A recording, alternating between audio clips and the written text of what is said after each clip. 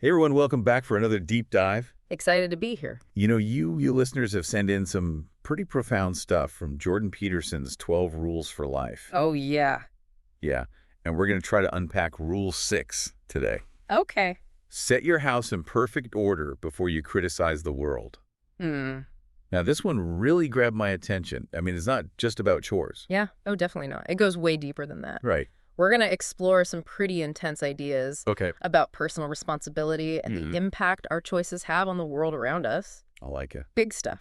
Peterson, he never shies away from the tough topics. Right off the bat, he connects mass shootings to Oh, wow. what he calls a religious problem, Interesting. even when those involved weren't like traditional religious. I see. So what's he getting at there? He's really focused on the mindset of these individuals. Okay.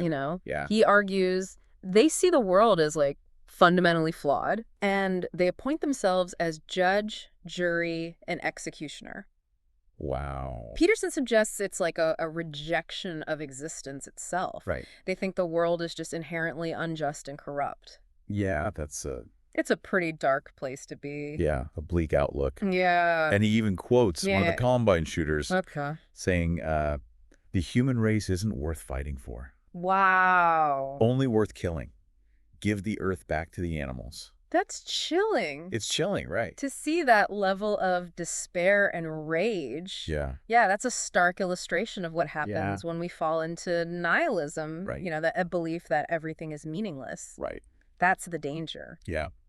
He brings in Mephistopheles from Faust, too. Oh, really? Literally saying everything deserves to perish. Wow. That's the extreme end of this thinking, like a total rejection of being. Wow. Okay, so he moves from that to Yeah, he gives another example. Right. Carl Panzram, a serial killer who was just on a rampage of destruction, oh my goodness. almost as a spite against God. These examples are heavy stuff. They are heavy. Is he just trying to make us feel hopeless? No, not at Yeah. all. He's showing us the dark side, Okay, What happens when we blame outwards instead of taking responsibility?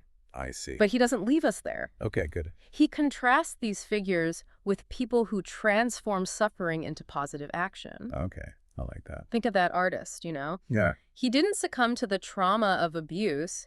He used his experiences to revitalize his native culture. Oh, wow. Even built a 50-foot totem pole to memorialize his journey. That's incredible. It's an incredible example Yeah. of resilience and the power of channeling pain. So how do we apply this to our own lives? That's the question. Where does the clean up your life part come in? That's the heart of Rule 6. Okay.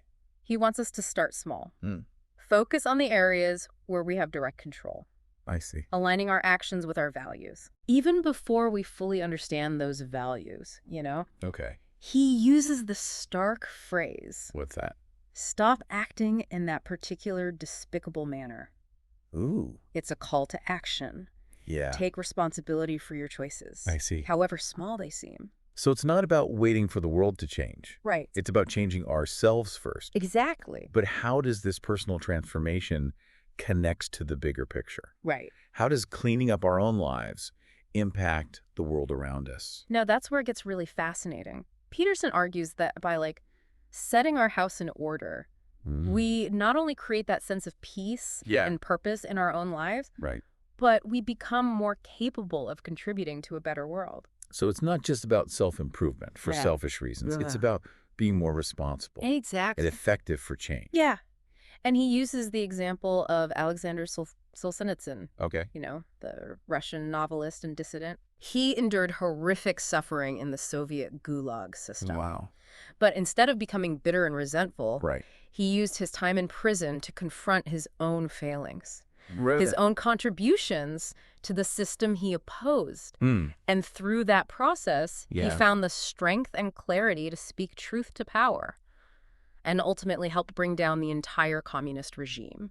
That's a powerful example It is. of how one person's commitment to personal growth Right. can have a ripple effect on the world. Absolutely. But isn't it kind of naive to think that just cleaning our rooms or Yeah. improving our habits Right. can have that kind of impact? Well, The world's problems are so complex. Peterson acknowledges that. Okay. He acknowledges the complexity, Yeah. but he challenges us to consider this. Okay.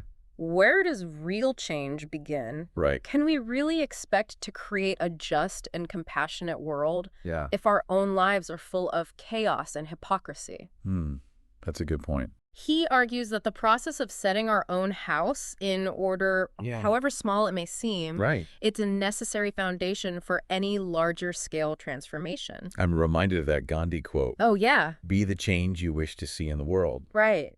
It starts with us. It does. Our choices and actions. Absolutely. And he draws parallels to the Old Testament, too. Oh, really? Yeah. You know how the Hebrews would often engage in collective self-critique when their society faced calamity or hardship? Yeah. Instead of just blaming external enemies, Why? they looked inward. They asked, where have we failed? Wow. How have we contributed to this situation? That's a willingness to take responsibility individually and collectively is essential for growth and positive change. So how could we start putting this into practice? What are some concrete steps we can take to set our own house in order? He offers some very practical advice, and it might not be what you expect. He starts by asking us some tough questions. Okay, like what?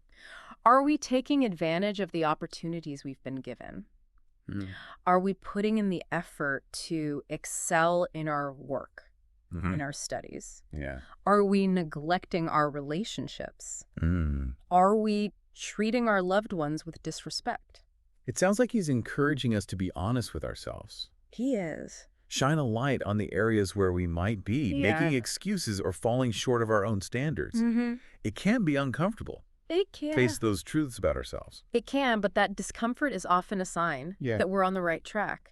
Okay. He wants us to stop doing what we know to be wrong.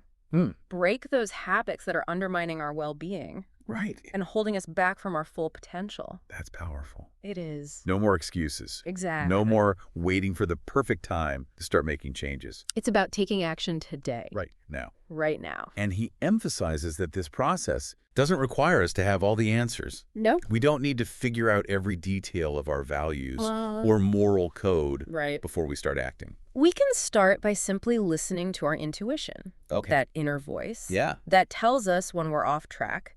He says, don't waste time questioning how you know that what you're doing is wrong. Right. Your entire being can tell you something that you can neither explain nor articulate. So it's about trusting ourselves. It is. Trusting that inner compass. Yes. That guides us towards what's right and good, even when we don't have all the answers. Right.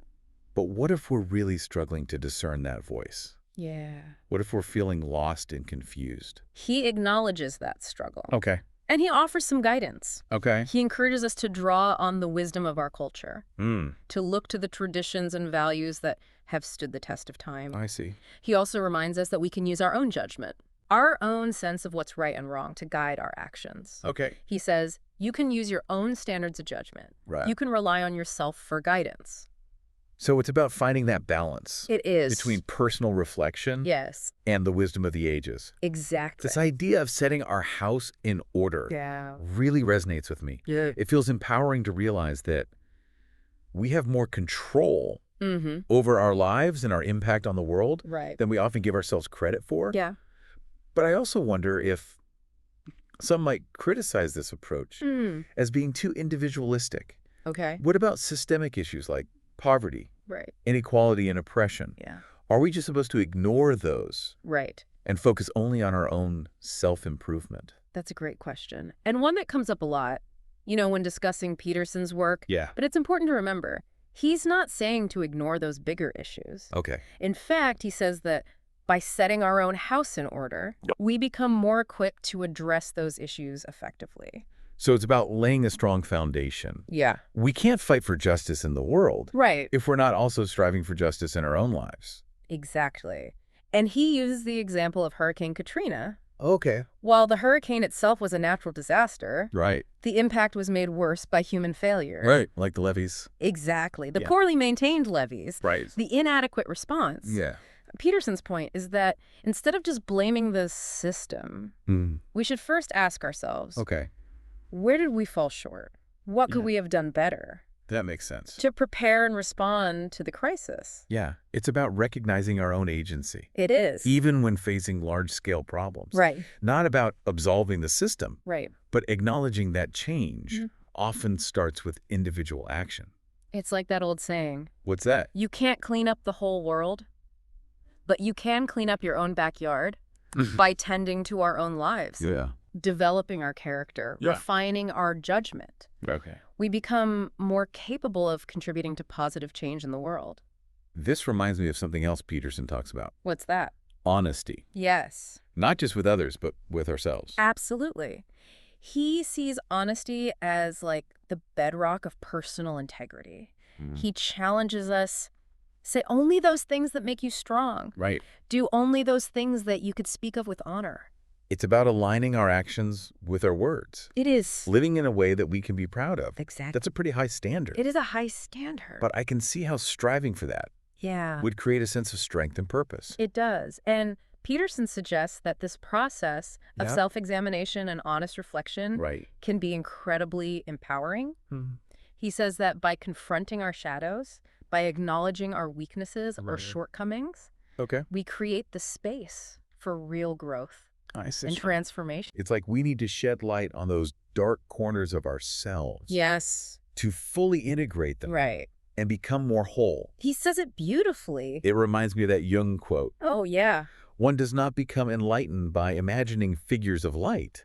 Right. But by making the darkness conscious. Yes, exactly. And Peterson suggests that as we go through this process of setting our own house in order, we naturally become more capable of serving something greater than ourselves. That's right. It's not that we're ignoring the needs of others, No. but that we're cultivating the inner strength and clarity necessary to contribute to a better world. It's like that oxygen mask analogy. Oh, right. You have to secure your own mast first before you can help those around you. Exactly. Right. By taking care of our own well-being, we become more resilient. More compassionate. Yeah. More effective agents for change. This has been a really insightful deep dive. It has. We covered a lot of ground. We did. From the darkest depths of nihilism. Yeah. To the empowering potential of personal responsibility. Right. What stood out to you the most? For me, it's the reminder that real change starts within. It's not about waiting for someone else to fix the world. Right. It's about taking ownership of our own lives. Yeah. And becoming the best versions of ourselves. And in doing so, we contribute to a larger ripple effect. We do. Creating a world that's a little bit brighter. Yeah. A little bit more a little bit more in order. So as we wrap up this deep dive, we leave you with this final thought from Peterson. Oh. Who knows what eternal heavens might be established by our spirits right here on the fallen earth? It's a powerful question. It is. One that invites us to consider the impact that even our smallest acts of self-improvement can have. What resonated with you from Rule 6? Yeah, what about you? What small step might you take today to set your own house in order? Yeah, we'd love to hear your thoughts. Remember, as Peterson says, start to stop doing what you know to be wrong. Start stopping today. Great advice. Thanks for joining us on this deep dive. It was a pleasure. Until next time. Yes. Keep exploring, keep questioning. Keep striving. And keep striving to create those eternal heavens right here on Earth.